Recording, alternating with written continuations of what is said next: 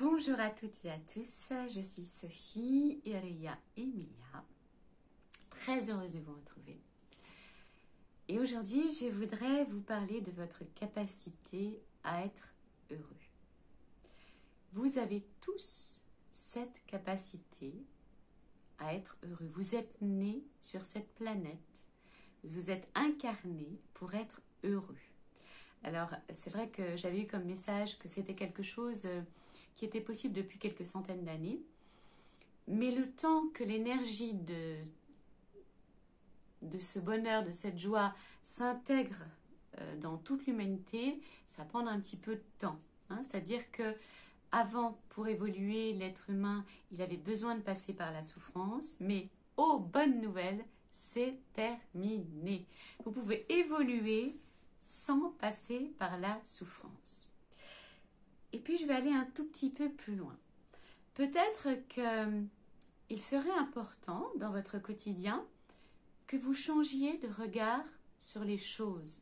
Ça pourrait déjà être un pas, une clé pour vous amener vers le bonheur, vers la joie. C'est-à-dire, concrètement, l'autre jour j'avais une patiente qui me disait qu'elle était en séparation, que c'était très souffrant, qu'elle savait que ça allait prendre du temps.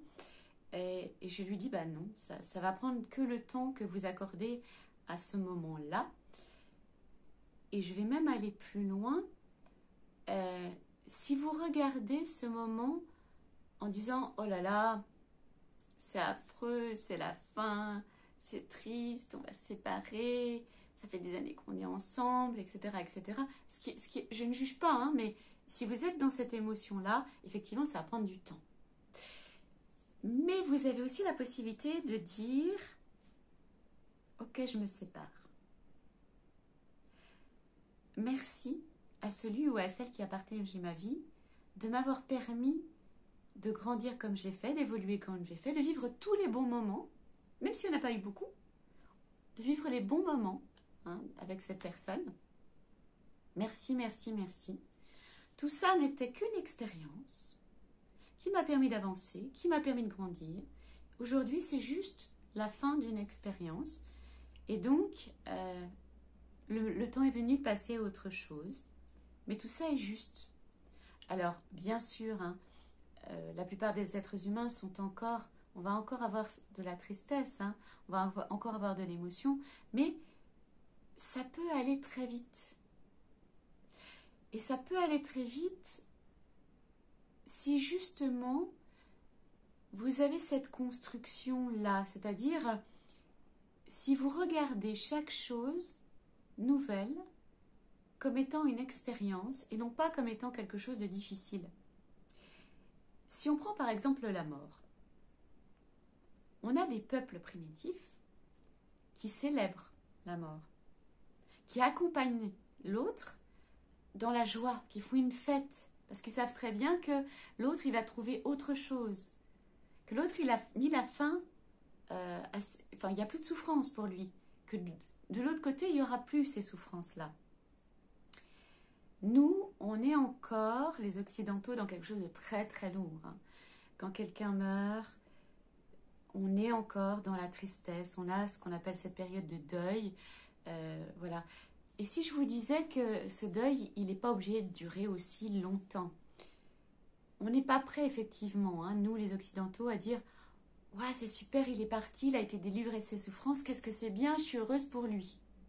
Ce serait merveilleux si on arrivait à ça, parce qu'on serait dans le bonheur total. Puis en plus, on ouvrirait probablement d'autres connexions avec les personnes décédées. Je pense que ce qui est juste aujourd'hui, c'est la situation intermédiaire. C'est pas que ça dure pendant des mois et des mois, c'est peut-être d'accueillir sa peine, parce que pour l'instant, on ne peut pas faire autrement, d'accueillir sa peine, tout en ayant conscience que l'autre est parti, et qu'il est parti, et que ça a mis fin à ses souffrances. Et que peut-être c'était le choix de son âme. Et ça aussi, c'est le respecter et respecter ce chemin particulier. Voilà, enfin, tout ça, c'était... Je ne vais pas m'apesantir sur la mort. On pourra en parler pendant des heures et des heures. Et puis, c'est vrai aussi que à partir du moment où on ouvre et qu'on arrive à se connecter avec les autres êtres qui sont partis de l'autre côté, on a aussi une autre approche. Hein. Donc voilà, tout le monde ne peut pas avoir ça. Mais c'était juste pour vous dire que vous avez le choix de regarder votre vie d'une façon différente. Et si vous accueillez simplement ce qui arrive, et si vous accueillez ce qui arrive sans vous dire « oh là là, c'est affreux, je ne vais pas m'en sortir », que vous accueillez, que vous disiez « ok, bon, il y a ça qui se présente dans ma vie, pas très agréable, mais qu'est-ce que j'en fais? Est-ce que je souffre et je continue à souffrir pendant longtemps? Ou est-ce que j'ai une période où, bon, je l'intègre, c'est un petit peu souffrant, et je me dis « oh, ça sert à rien, c'est déjà difficile ce que je vis, autant dire, ok, je l'accueille et je ne vais pas changer mon intérieur pour quelque chose qui s'est passé à l'extérieur. Je vais rester dans cette plénitude, dans cette joie que j'ai commencé à aborder. Et d'ailleurs, on pourra faire une vidéo là-dessus, hein, je peux vous aider à travailler ça, à travailler cette joie, cette plénitude, à travailler aussi cette force intérieure que vous avez tous, encore une fois. Mais je vous dis juste, essayez de regarder votre vie, non pas du côté négatif, alors pas forcément du côté positif, parce que vous n'êtes pas encore tout à fait prêts pour certains. Certains sont déjà prêts hein, et ont déjà commencé. Mais essayez de regarder de façon neutre, d'accueillir ce qui arrive en disant « ok, bon, ça arrive. Pourquoi ça arrive dans ma vie et qu'est-ce que j'en fais ?» Voilà, c'était juste pour essayer de vous apporter des petits outils pour vous accompagner vers votre propre construction, vers votre propre joie, pour essayer de vous montrer que on peut aborder la vie d'une façon différente. La vie est un mouvement perpétuel. Si on n'accueille pas ce mouvement, c'est compliqué. Si on est dans l'accueil de ce mouvement, la vie est beaucoup plus simple et beaucoup plus légère.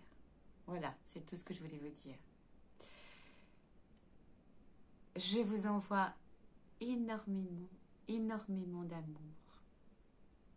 Et je vous dis, qui aime, me suive.